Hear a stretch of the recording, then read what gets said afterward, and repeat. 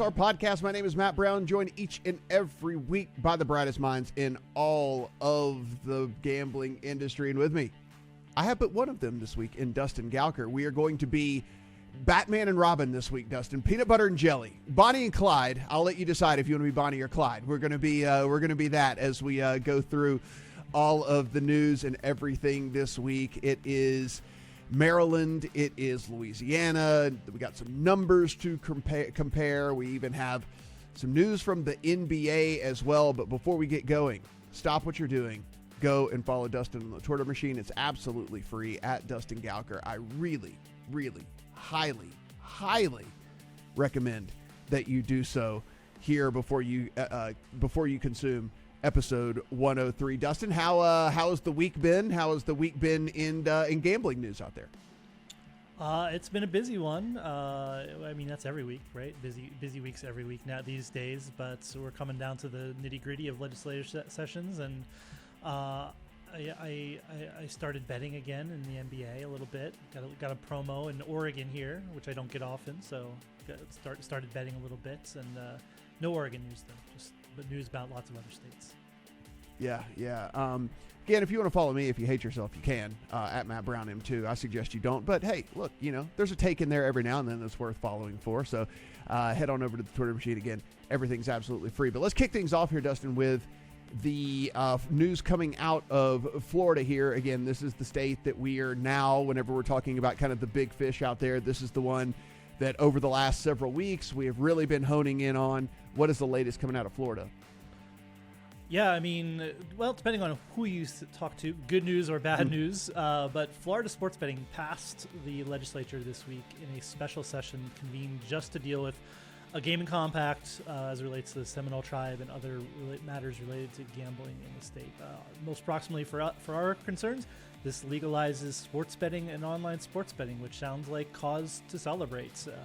And normally we would be, but we have there are a lot of issues still to come in Florida. That, again, depending on who you talk to, these are speed bumps or major things that could derail sports betting in Florida. So, first up is this has to go. It deals with the federal compact with the tribe in the state. So this has to go for federal approval. And there are a lot of people, I think, who think that this is going to get struck down. That sports betting will not be allowed to stand as part of this gaming compact between Florida and the Seminoles, which would then put us back to square one potentially, then we wouldn't have anything going in Florida at all. There's also the potential for lawsuits in Florida.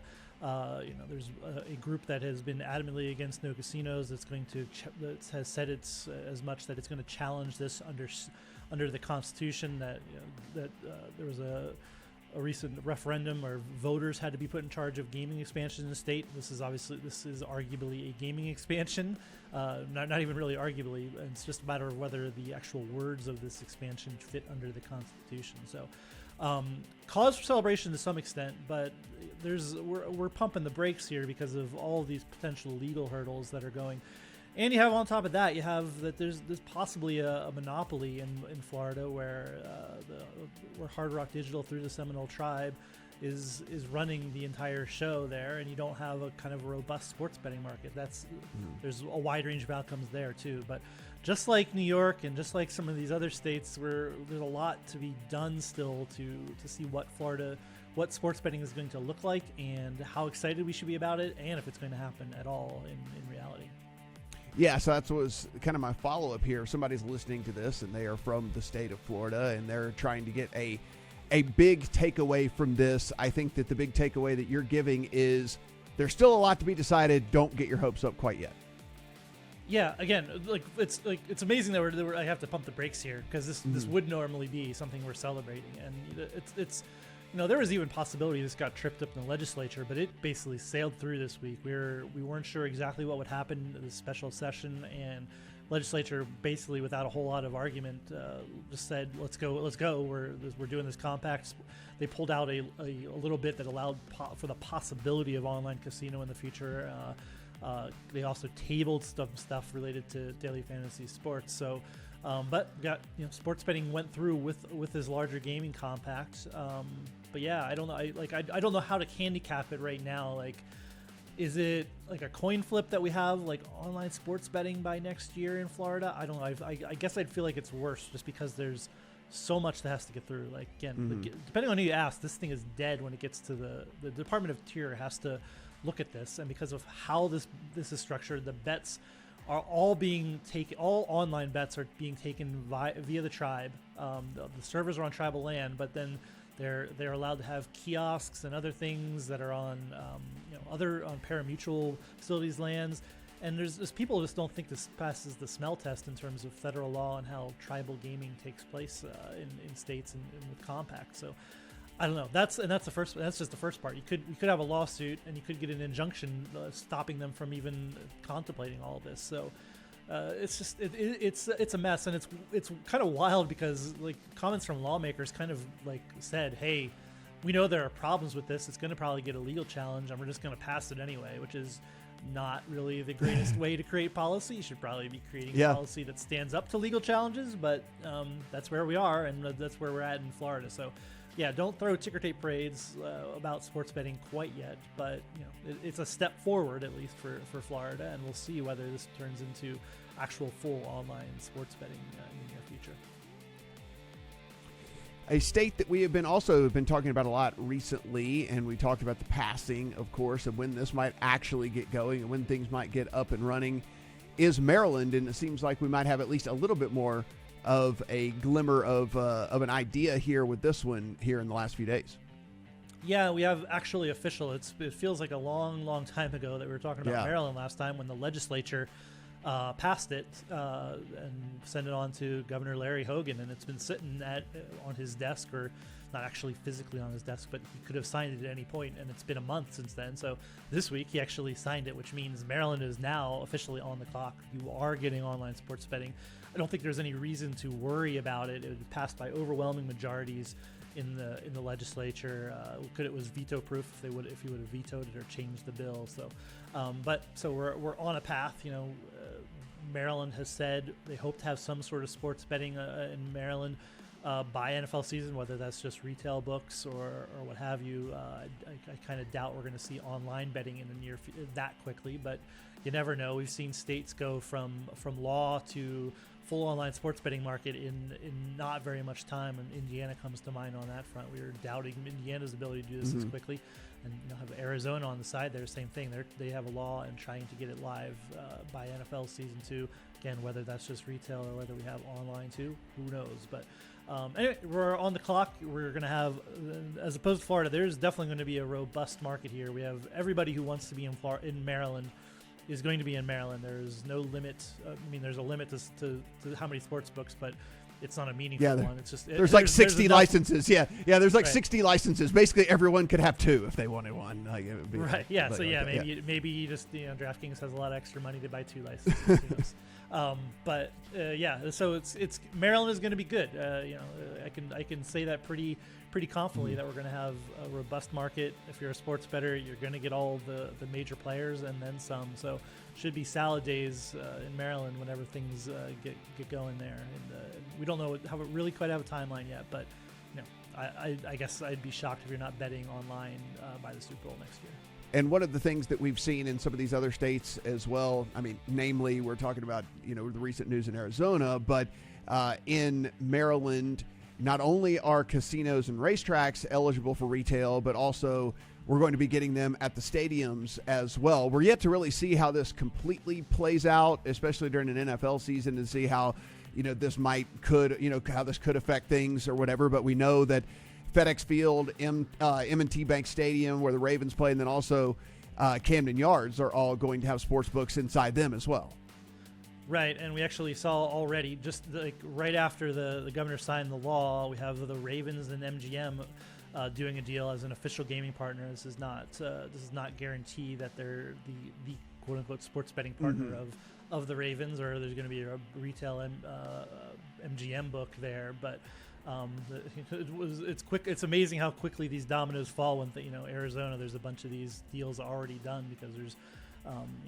People want this exposure. They want to be a partner of the major sports teams. And in Maryland, especially, you're really basically, you have the DC teams, but you're basically, Ravens and the Washington football team.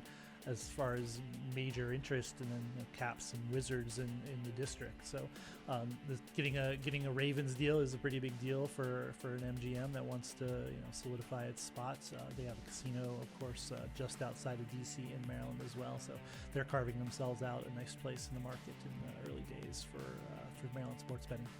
Yeah, I especially during football season, I actually think that this is going to perform fairly well. Again, we don't really have a case study yet. There are partnerships, of course, with the Denver Broncos. We know that in Colorado, but during the pandemic, there were no fans that were allowed in the stadiums and stuff like that. And so, to see if there was really an effect on those partnerships as far as signups and things like that. We know that we haven't really gotten a case study with that yet, but I think, people show up to these games early. You've been to, people show up early there, and whether it's to go party or to hang out or something like that. And if that means, you carve out 15 minutes of you showing up a few hours early, as it is anyway, to swing over and place a bet or go sign up for an account at a kiosk that they've got set up or whatever it might be. All the different ways that they can go about handling this. I actually think it's I think there's decent potential there. I mean, of course, there's only 8-9 home games a year, depending on now that we have a 17 game schedule, 8 or 9 home games a year with all this. But I think it's pretty good for customer acquisition.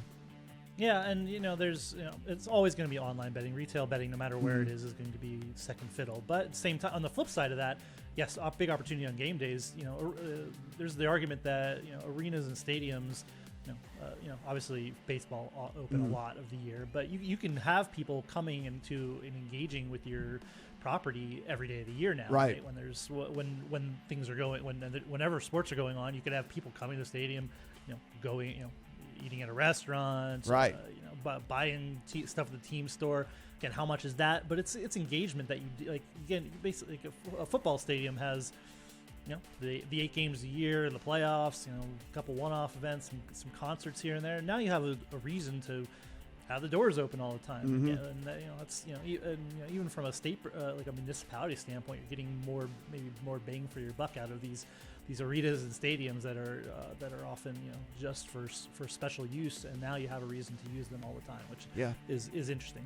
Yeah, I agree. I mean, it's one of the things the NFL has really kind of mastered is keeping themselves top of mind throughout the course of the year, spacing out. The NFL season lasts so long, and then you space things out to free agency and the draft and all the different things like that. And this is just, like you said, just another way to keep fans engaged year round with these teams. So let's talk about a subject near and dear to my heart here, the great state of Louisiana. This is one of the states where we've talked about this a little bit different than some of the other states. They have voted on not only DFS a couple of years ago, but sports betting this past election. Everything has to be passed on a parish-by-parish basis. If you're not familiar with Louisiana, parish is essentially the exact same thing as a county in the rest of the country.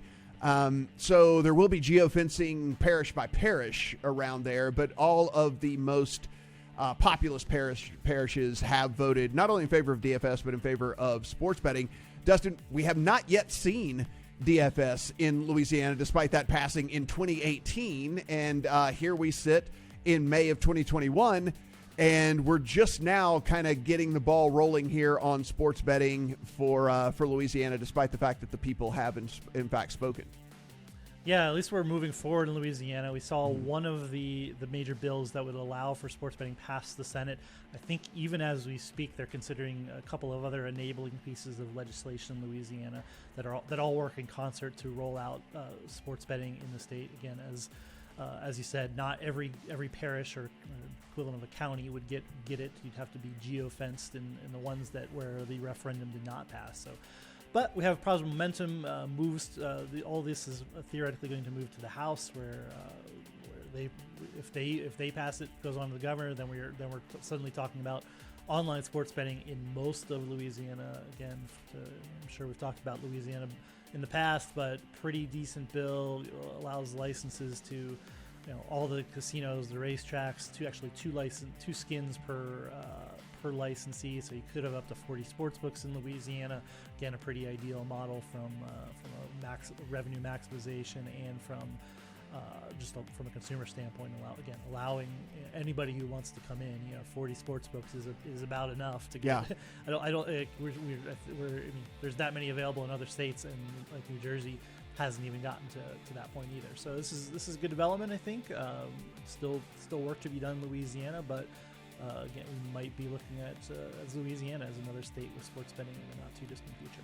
And I keep saying this, but I'm going to until the numbers come out, I'm going to keep beating this drum, and I might be completely wrong. I think the numbers are going to actually surprise people a ton, because not only is the state now keeping all of the money of the people in New Orleans who are leaving and going over and betting in Biloxi, but the proximity of Dallas to the Louisiana border and the proximity of Houston to the Louisiana border is very, very, very, very short. And that's the reason that casinos exist in Lake Charles, Louisiana, and the reason casinos exist in Shreveport, Louisiana, is not to serve people in Shreveport and Lake Charles. It is to serve people in Dallas and in Houston.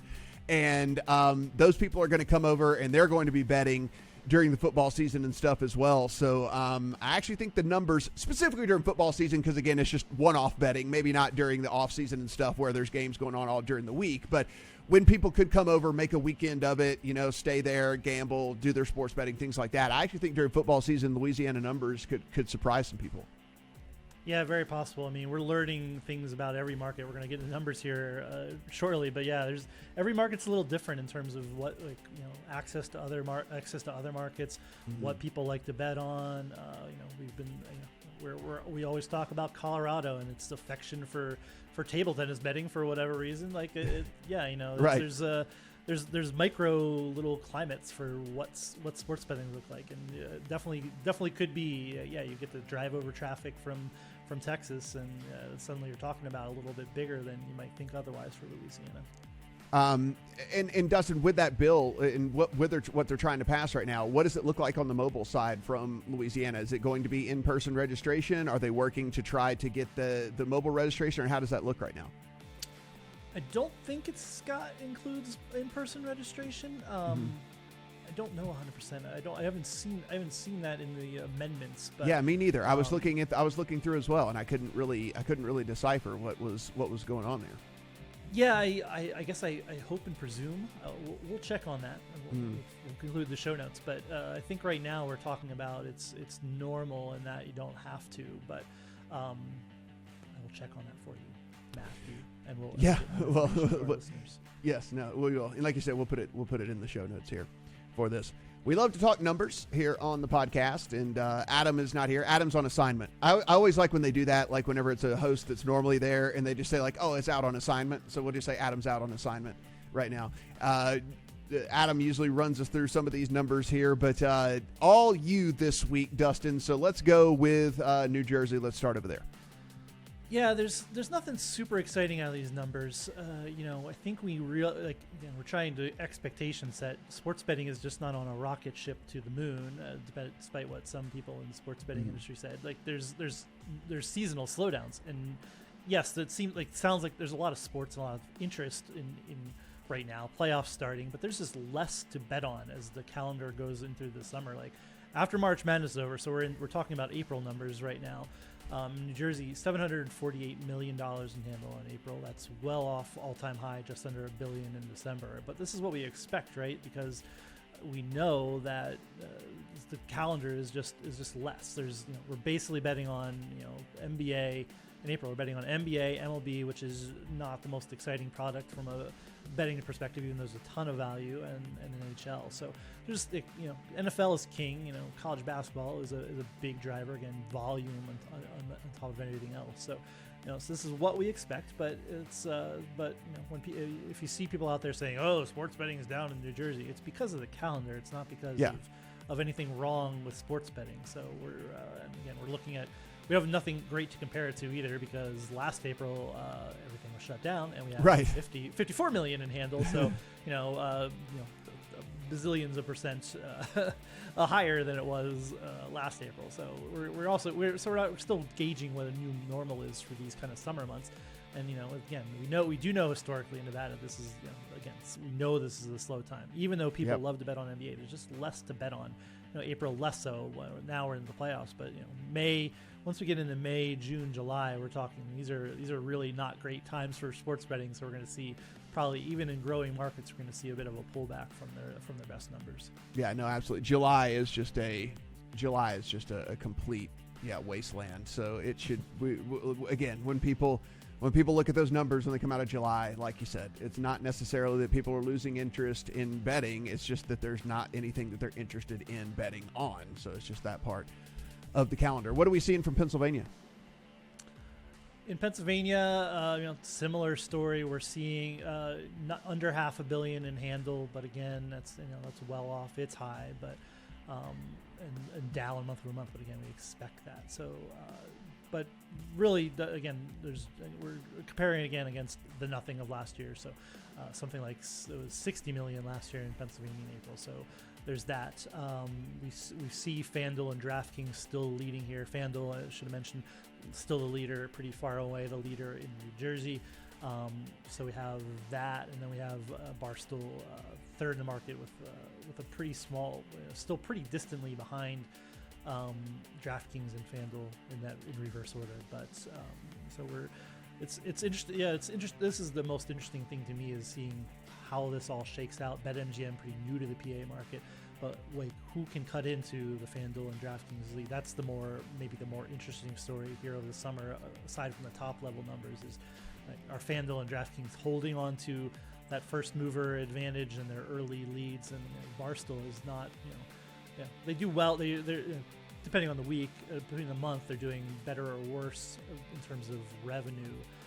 But FanDuel and DraftKings, just in terms of volume and customers, they're still pretty far ahead. Now, again, caveat, Barstool's much newer to the market, but they're not really cutting in a meaningful way. They kind of got to third, like they opened the doors, they were third, and that's kind of it in terms of Barstool's place in the market. So that's over here over the summer months here and leading into NFL season. It's can Barstool become a legitimate number 2 threat, or is BetMGM going to continue to solidify that as a number 2 or a number 3, or is Barstool really like a number 4? And we'll see what Barstool's strategy is. But we know, and we also know in Pennsylvania they were bonusing a lot. They actually had negative net revenue, I believe, in Pennsylvania, if I remember correctly. They bonused a lot and did not. Just spending a lot of money on that marketing to their new players, and ended up with negative net revenue. So. Yeah, that'll be something we'll have to monitor and see if that actually flips at some point. But we know, like you said, they're still relatively new, still in heavy customer acquisition mode. So maybe that will change as we move a little bit further into a mature market for them. And what about Michigan? Same story. Michigan, about $274 million in handle, I believe. We're still. This is super early days in Michigan, but we're obviously have climbed very quickly. It's I'd say by the time we're in NFL season, we're going to be seeing Michigan on par, maybe not quite on par with the New Jersey, but we'll be closing in. Will be certainly be a big number 3, and might be challenging a Pennsylvania for the number 2 position. So unlike Casino, obviously they're alongside. Can't overestimate this, that Michigan has really done a fantastic job with its marketing, with how they did it. All of this has turned into very quick growth, which then turned operators are happy, states making money from everything that's going on in the markets. This is, again, if I'm launching online gambling, I'm following what Michigan does, and rolling out all the operators at the same time, rolling out casino and poker at the same time. About the same time, poker trailed a little bit, but we have poker coming, and there's even an exciting story out of over a sister site, Online Poker Report, that they're at least contemplating joining interstate compacting in terms of joining the other states that have legal online poker, and you'd be able to play against people in New Jersey, Nevada, and Delaware, and you hope Pennsylvania joins that club sometime too. But we're on our way. This is a glimmer of hope that we're going to have a bigger poker market, which I know will excite you and our legions of followers on the Twitter machine. Yeah, seriously, it's a.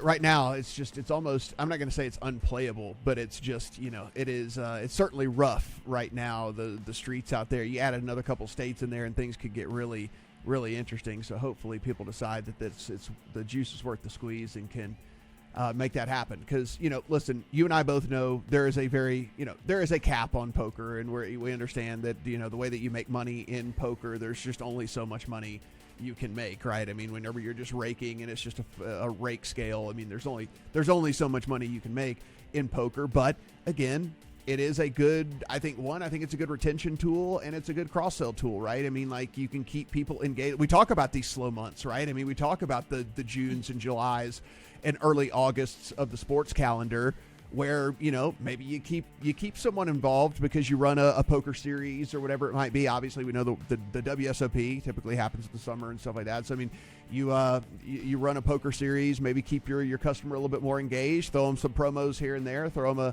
a deal here and there, and get them ready for football season. I think it's, I think there is a possibility that it is a net positive for these, as opposed to just kind of a luxury out there, Yeah, and it may never be. We're never going to be back to the days where poker is the main vertical. That's not going to happen. Casino and sports are going to be 1 and 2. Now, poker, I think I agree with you. Poker is an acquisition tool. Poker is a retention tool, and you get to, and maybe we get there. You get to a critical mass of states. That's what we always say, right? You get, if we add Michigan and Pennsylvania to the player pool, we're not talking pre-Black Friday days for poker, but we are talking about a significant amount of people playing poker all at once in legal and regulated markets, and as more, we're seeing more states at least can contemplate the idea of online casino and poker. We'll have probably Connecticut, whether they join a compact or not, who knows? But there's at least something going for poker. That's far more exciting than it was even say 2 or 3 years ago. Before we get to the end story here, I'm circling back to the top of the show. I assume you wanted me to be the Robin to your Batman, and you wanted me to be the Bonnie to your Clyde. But where do you stand on the peanut butter jelly thing? Would I be the jelly to your peanut butter, or would I be the peanut butter to your jelly? What would that? How would that work out? I just like eating peanut butter out of the jar. Okay, so that would be the jelly to your peanut butter then. Okay, all right. Yeah, so I'm not a big jelly fan. Gotcha. All right, so there we go. Peanut butter on anything. I just wanted to clarify that for the listeners, because I know everybody was certainly wondering how that was going to play out. Let's close things out here with some more programming, and it is betting programming that is not just one of the networks out there, but this is a official press release from one of the leagues. Yeah, we got basically an NBA betting show on NBA TV. It's a joint partnership between the league, Turner Sports, and BetMGM. That's going to be, basically just betting focused information analysis. And I'll flip this immediately back to you. This is more your world. Like, what is the appetite for this kind of stuff? Are you going to, like, I know you consume a lot of betting content, but are you going to watch like a betting specific NBA show? Who is this for, do you think? And do you think this is valuable content for a league? I mean, it's obviously BetMGM getting its brand out there, but like, what do you think what do you think of the product as you read about it this morning? Well, I do think one of the advantages that they do have here, which is a little bit different than a lot of the other content providers and content things that are going on out there, is one, you have access to highlights, unlimited highlights, I would assume unlimited, interviews and things and whatever, and access to the players and coaches, and or, I mean, would it surprise me if Adam Silver showed up on one of these programs? Like, you know what I'm saying? Like, so you do have that, which a lot of the other programming doesn't. Two, you do have the flexibility to start this thing and literally run it right into a game starting, which is another thing that a lot of the other programming doesn't have, because you just kind of have to fit it into your programming schedule as it is. And if you're an ESPN, or if you're one of the regional sports networks, or even any of the other ones, I mean, I do a show, over for MSG Network every single night, don't have that luxury, right? It's like there's the typical pregame shows that need to be run for those networks. I mean, that's where they're really, one, getting sponsorships, and where they're really, kind of getting the people to tune in a little bit before the game and make sure they're there to consume the programming. But with this running on NBA TV, I mean, these games aren't running on NBA TV. They're running on ESPN. The games are running on Turner. They're running on whatever. And so you're able to really just kind of basically, you're almost competing with yourself, but not really. It's probably a different person who's actually consuming this than the person who is into a typical pregame show. And so, I think that's another advantage, that you can just kind of run it right up to tip off and run it right into a game getting going and things like that. I mean, As far as customer acquisition, I don't know. I'm a little up in the air on that because I don't know if the average Joe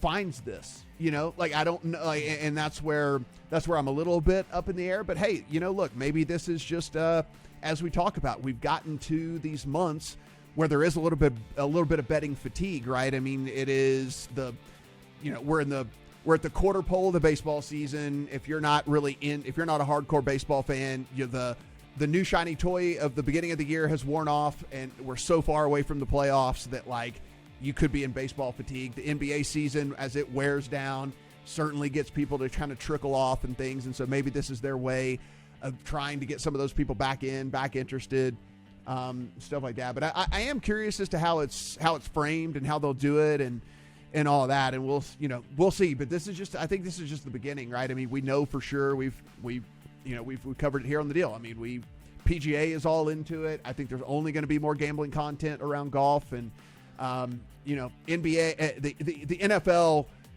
as much as they keep things kind of to themselves, there's going to be something done for sure. They know where their bread is buttered. I mean, they understand that if it wasn't for fantasy football and sports gambling, that the league would be far less popular than it is. And so, they finally embraced, full-fledged embraced fantasy football just a few years ago, where you can turn it on NFL Network, and there's a dedicated fantasy football show that they produce for you on there. But, they're not stupid. They're going to embrace this gambling full-fledged here, and, we'll see that.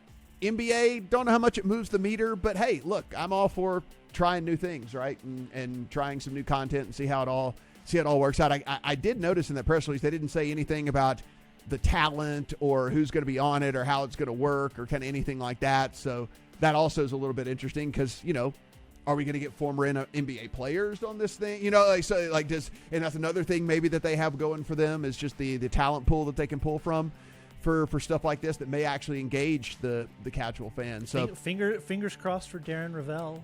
Get him. Action Network is providing content, so maybe you'll get Darren. He'll update us on whatever Mattress Mac is betting. Essentially, is what we'll get from Darren. It'll just be the Mattress Mac update every week. Yeah, I mean, put a bow on all this. I mean, I think what everybody's learning is that you can't just jam a bunch of betting content into the regular stream. Yep. You can't just put it on the preview, tons of betting content. You can mention it, but nobody wants that, right? Your average NBA consumer still does not want a ton of betting content. So you're providing this, kind of off to the side. And if you want this content or you're engaged better or you want that information, you can go and find it and providing it kind of siloed like that. So, and my last footnote is it is hilarious. The product is called NBA Bet, and I dug up the arguments from the Supreme Court case circa 2018 when they had the oral arguments, when they said sports betting, the lawyers for the NBA and the other leagues said sports betting is a cancer, and now we just put bet right after NBA, and it's again amazing what money will do for the leagues and their position on gambling. It really is, and I think that I think the other thing that came out of this is not only that, they're going to launch a social campaign to go along with this as well. They're launching an @NBA Bet Twitter handle that's going to give highlights and analysis and different things that are related to the gambling part of the game and stuff, and so.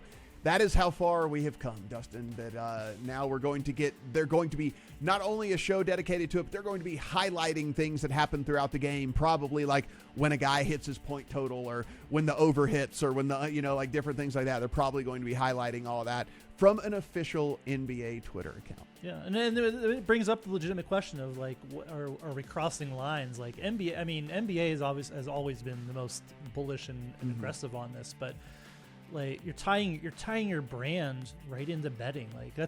Is anybody else actually going to everybody else is doing deals but this is NBA Bet. This is you're owning again. You're working with Turner and MGM and Action and whatever, but you're owning the product. You're putting your brand on this gambling content, which is another. I don't know. Another.